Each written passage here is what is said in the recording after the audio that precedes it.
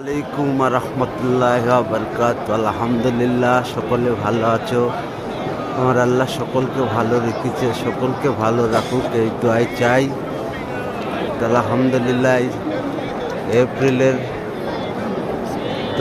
9 তারিখ আমার আল্লাহর কাবা ঘরে দেখো মেরামত চলছে, দেয়ালগুনা।